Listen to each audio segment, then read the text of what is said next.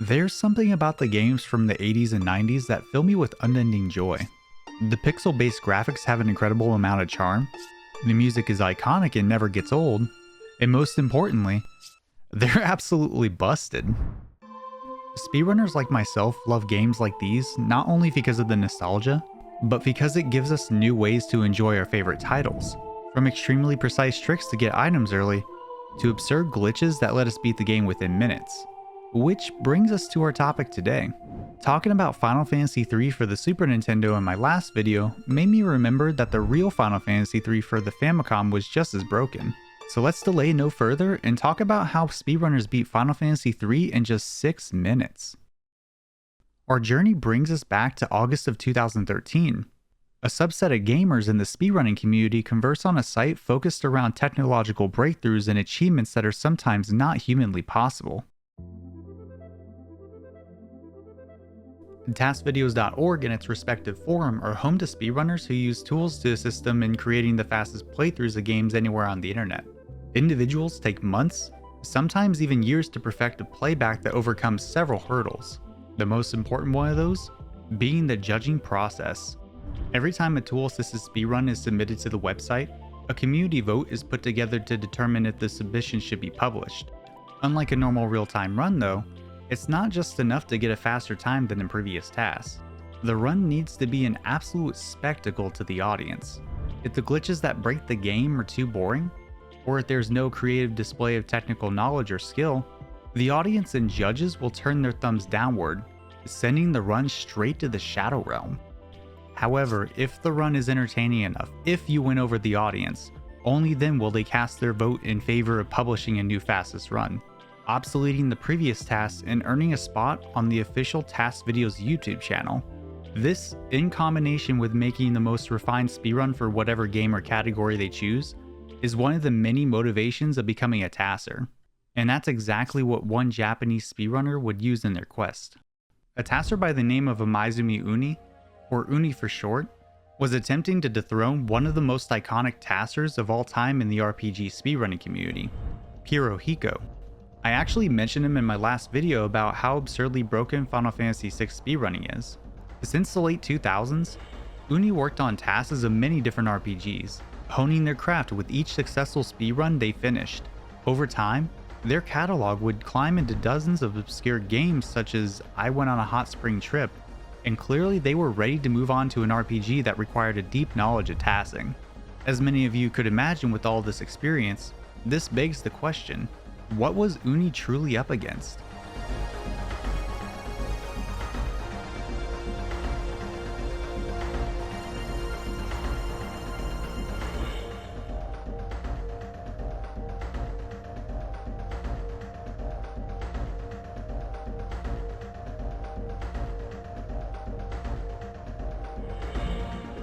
With the YouTube video published on January 31st of 2011, Hirohiko's work on FF3 would let him finish the game in just 39 minutes and 37 seconds.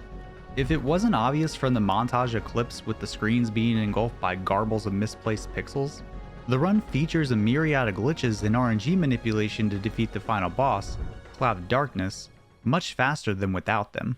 As a comparison, a top glitchless run from around that time would clock in at just under 4 hours in a real-time setting. So even with the run being tool-assisted, the disparity between the two was absolutely clear. With that being said though, let me segue into an explanation of the game's route. In typical Final Fantasy fashion, the goal is to collect power from 4 elemental crystals of light and defeat the final boss. Unfortunately, the routing of an RPG is never that simple, and on the way to the main story events, there are many minor quests to reach them. Like seriously, half the game is either getting a new boat or airship. It's absolutely ridiculous. Combine this with the inevitable grinding of levels and gold for equipment and better stats, and you're sure to have a lengthy speedrunning experience.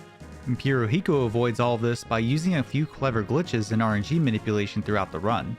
But the specific ones I want to highlight are ones that have the most effect on how the game is completed.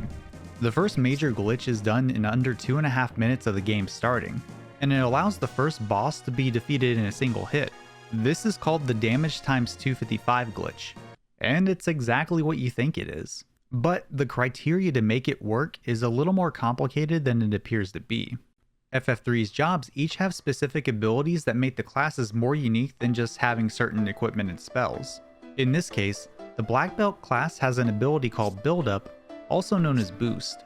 This can be used to double or even triple the power of the next attack.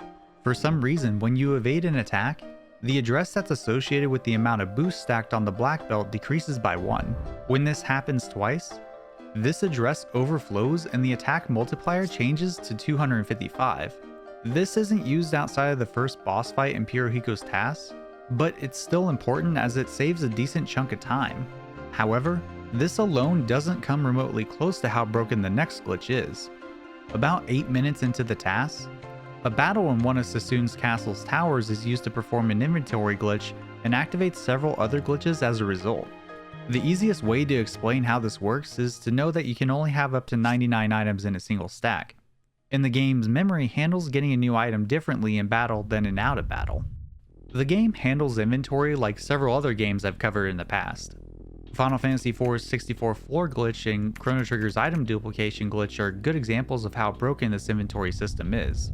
Each inventory slot is split between 2 bytes, one that is an index, or what the stack contains, and the other being the quantity of the stack. So if you get something like a potion, and the stack isn't full, the game knows to put that item in the first available stack for that item, and then it increases the value of the quantity by however many items you got. Okay, easy enough. So what happens when the stack is full? Well, you'd think that the game would just find the next available empty stack and just put the index and quantity there. So it's a good thing that every single game ever made has no programming errors and works exactly as intended, right? Due to one of these programming errors, the index is dropped into the quantity byte of the first open inventory slot, and the quantity into the next slot's index byte. In most circumstances, when the battle ends, these values will get zeroed out, and the inventory will reorganize and fix itself. Now if we put an item in that slot where the index is changed by the quantity, the item will be changed or upgraded based on the amount of that item. This is called the item upgrade glitch. So if you get an extra potion and you have leather helmets in a slot after the empty slot, then the leather helmets will change to onion helmets. This can be used to get many different items, but there's another, even more broken effect that occurs when a full stack of items is placed at the end of the inventory. The game should loop back around to the beginning of the inventory, but it actually just flows the potion drop into the next part of the game's memory that deals with values associated with the first character. Okay everyone, are you still with me? I promise I'm getting to the exciting part. Using this in a specific way, the player can not only change the first character's stats, but many other values as well. The most important out of these is the character's current job value.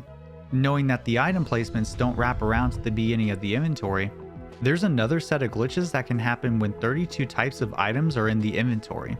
This was first documented on the Japanese video sharing website Nico Nico by a user named Cecil on October 20th of 2010.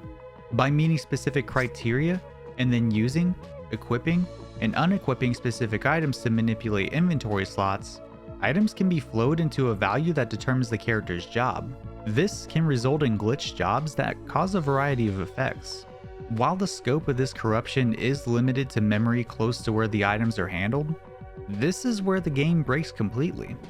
When viewing the status of specific glitched jobs, certain events can occur.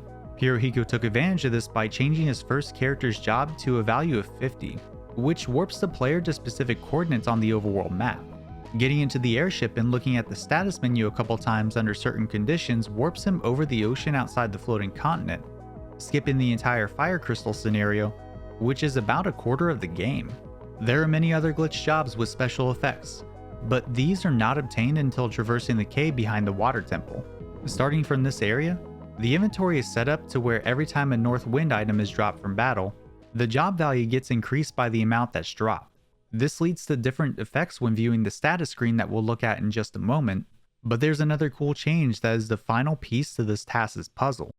Remember when I said FF3's jobs have specific abilities?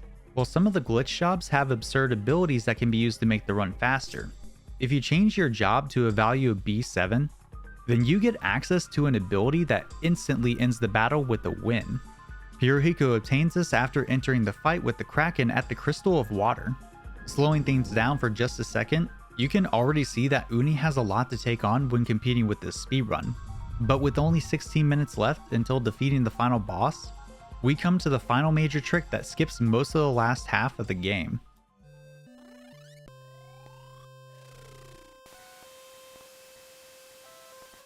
During the job changes in the cavern, one of the jobs changed to was Job 58, and when that character's status is displayed, the player instantly rides a glitched airship when going to the overworld.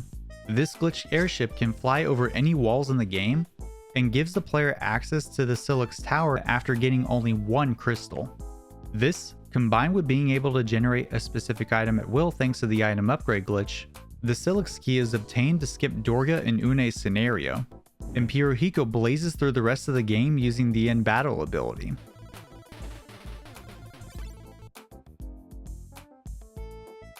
Now I know you're probably thinking, well, that's kinda boring if you ask me. What's the point if you can just end the battle with the press of a button? while all of this seems pretty anticlimactic, the fact that this is even possible is just amazing. All of the glitches and programming errors coming together to make the game completable in under 40 minutes is pretty damn cool to me. This was what Uni was up against. The titan of a tool-assisted speedrun from Hirohiko that unraveled the very fabric of how Final Fantasy III worked was set to stand for the foreseeable future. So what could Uni have up their sleeve to take this on? For this, we need to take a look at another Japanese runner. He's another runner who I've talked about on this channel before, one whose contributions to the speedrunning community have reshaped at least 24 games. Cheap has arrived, and he's about to break everything.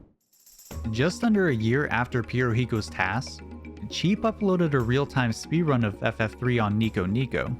This run didn't seem too remarkable to start. The task strat for the damage times 255 glitch wasn't present for the first boss fight, and even though it seemed like there was a setup for one of the inventory glitches, Cheap didn't take the route that Hirohiko did. Instead of going into Sassoon Castle's tower to set up the job upgrade glitch, he goes into the sealed cave to progress the story until the Jin boss fight. During the fight, he sets up his inventory and does the items beyond 32 kinds glitch I described earlier.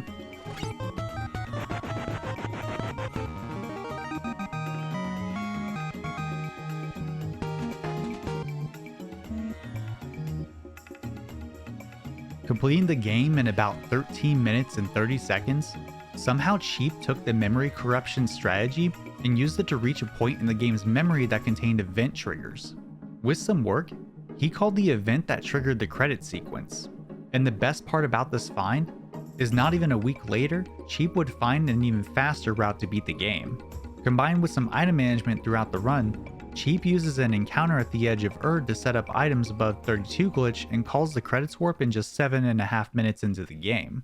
There is one glaring issue with all this. It shouldn't be possible to reach the memory where these events are stored. So what was the big secret that Cheap uncovered to make this happen?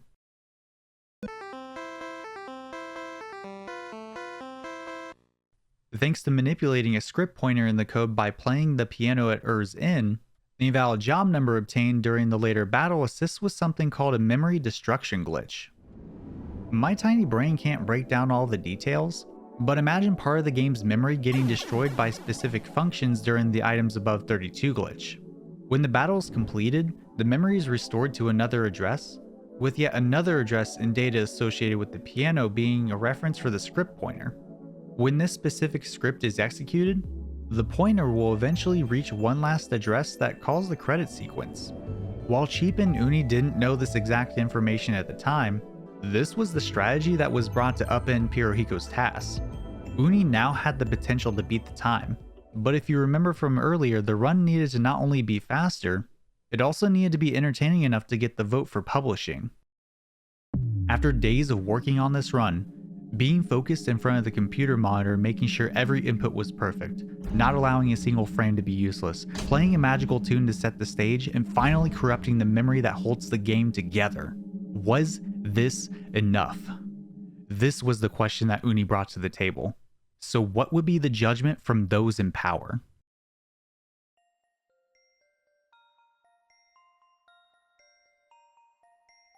On August 20th of 2013, in an overwhelmingly positive response from the community, the task was approved and published for the world to see.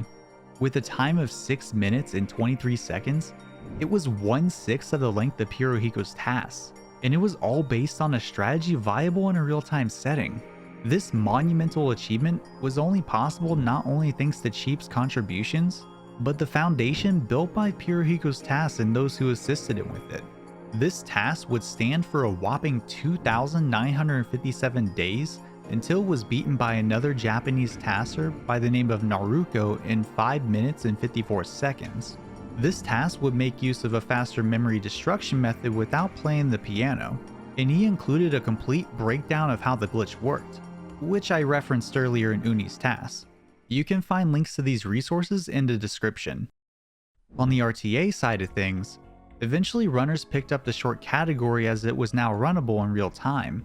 Even up until this year, people had taken the challenge of warping to the credits with the updated route.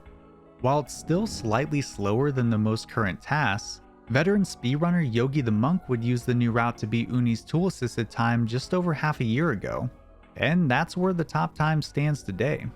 While there's not a ton of activity in this particular category, these days it's a run to wind down from attempts of longer categories like no glitch jobs and glitchless. The world of tool-assisted speedrunning is full of incredible people who are way smarter than I am, and using those smarts, they've turned gems like these into a playground of absurd glitches and speed tech. Some of you might think this ruins the game, but honestly I feel like it gives me a completely new way to enjoy it, and it's thanks to runners like these that games like this get a new breath of life, and I think that's pretty damn special. If you made it this far into the video and you're still listening, thank you. Stories like these are incredible, and it's thanks to folks like yourselves who watch and allow these accomplishments to become known to the greater gaming world. Speaking of accomplishments, thanks for helping the channel reach 23,000 subscribers. While my goal within the next year is to reach the big 100,000 mark, even being at this point feels like a fever dream. Anyways, before I start thanking you all for literally everything you do, let me extend one last sentence of gratitude to end the video. Stay hydrated, folks, and thanks for watching.